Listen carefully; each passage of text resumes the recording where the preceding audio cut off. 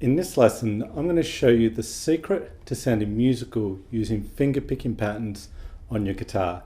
Too many times people focus on finger-picking patterns themselves, expecting these alone will produce great sounding music.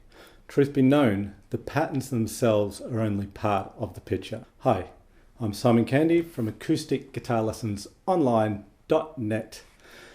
And what I want to tell you today is that your fretting hand has a big say as to how music you sound when finger picking your guitar. Many people fail to realize this and focus solely on the finger picking hand and the patterns they play, expecting great finger picking music to appear as if by magic. Truth is, what your fretting hand does is just as important as what your picking hand does. For example, chords. If your chord vocabulary, that is the different types of chords you can play on your guitar, does not extend beyond open chords and bar chords, then expect to hit a wall at some point with your finger picking. It's not that you can't sound great finger picking using open and bar chords, but it is extremely limiting. Soon your finger picking starts to sound the same, and you look to your finger picking hand thinking that all you need are some new patterns to spice up your playing. This is the mistake many people make. Yes, you can certainly learn more finger-picking patterns. However, what would be better is to develop your chord playing to which you can then apply the finger-picking patterns you already know. What you're about to see is an excerpt from a lesson I gave a student at live music events in Chicago.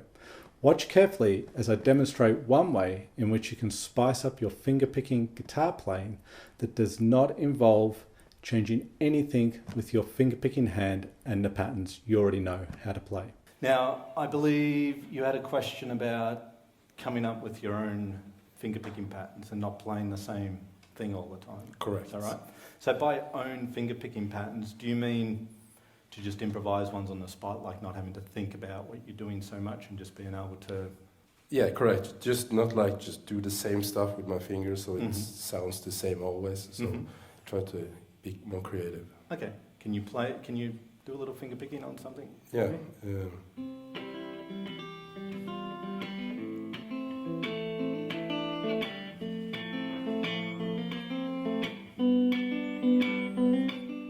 Can you do another pattern? Let's see.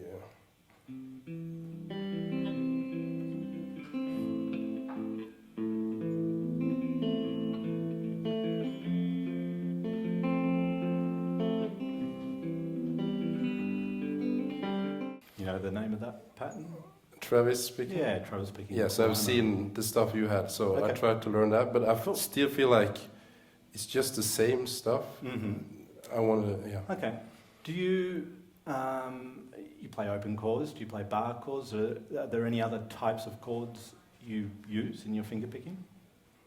No, mainly those kind of... Okay. Yeah. Because I find, I mean, yes, we can create variations of the claw hammer Travis picking pattern, and that's good to do. So we'll use that. Okay. But there's only so much you can do when you're only playing open chords all the time and bar chords. You know, they serve a purpose, definitely, they're good. But if that's all we do, it doesn't really matter what this does so much, it's probably going to feel like it's kind of the same sounding thing all the time, right? So for me, my first venture out of bar chords and open chords was, I just call them block chords, or 4-3-2-1, in this case, 4-3-2-1 voicings. So let's say, can you play me this chord shape here? Can you, yeah, that's it. Yeah, that's an E7, okay? You know the D7 shape? Yeah. Yeah, it just comes up from there. Okay, cool. Yeah. Now, the thing with the key of E and this particular picking pattern that we're talking about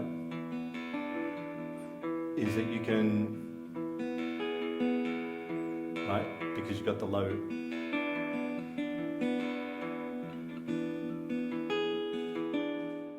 Can you try that? So it's a 6/4 bass, right? Yeah, cool. That's it.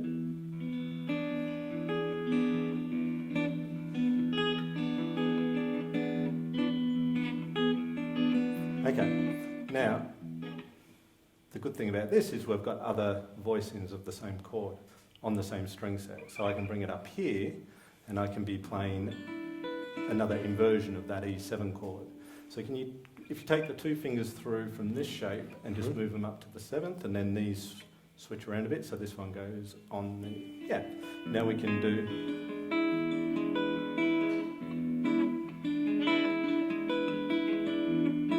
and we could go back down to 1 fret, yeah. Back up, yeah. Cool. So how about we go up and we play this guy, which is bar in 4 strings at the 9th. You could use your 2nd or 3rd fingers, whichever's comfortable for you. And we've got another little block chord of all E7, right? So same for, yeah.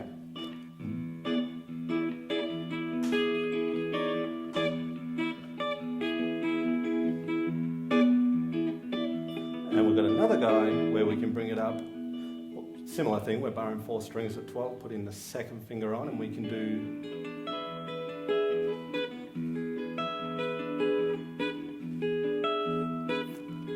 And if you want, you can keep going up because you come back to your first shape, right? So you could just take it as far as you want. Yeah, 2nd finger on the 2nd string, that's the one.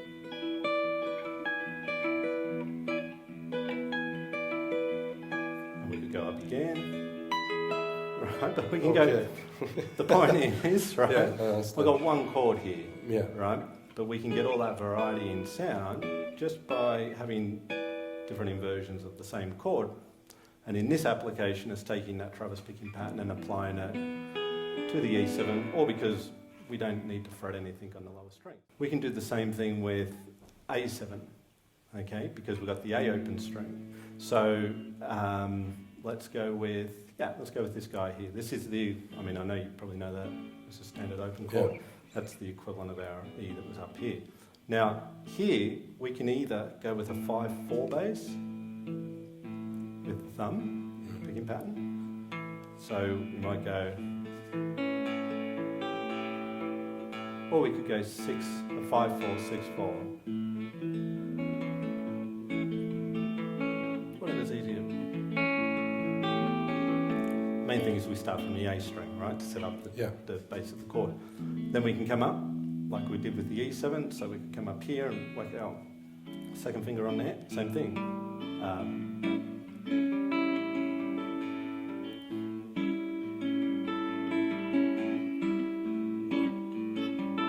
And the next one would be the first E chord we had.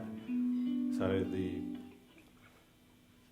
3rd and 4th fingers on the 3rd and 1st strings. That's it. Okay. Yeah, that one. That's it. Nice. And the next one will be.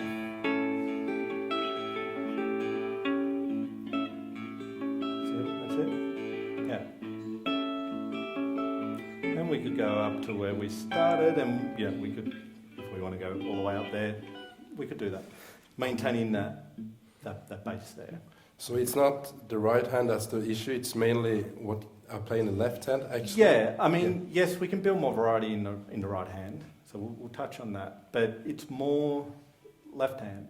It's like giving your finger picking a bit of a facelift, you know, you're building out, and it's like, okay, it's not so much, I got this guy, you got a good thing going there, right?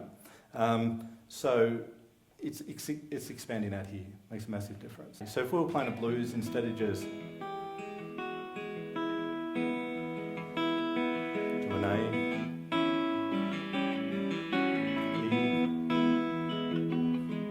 D, A, E.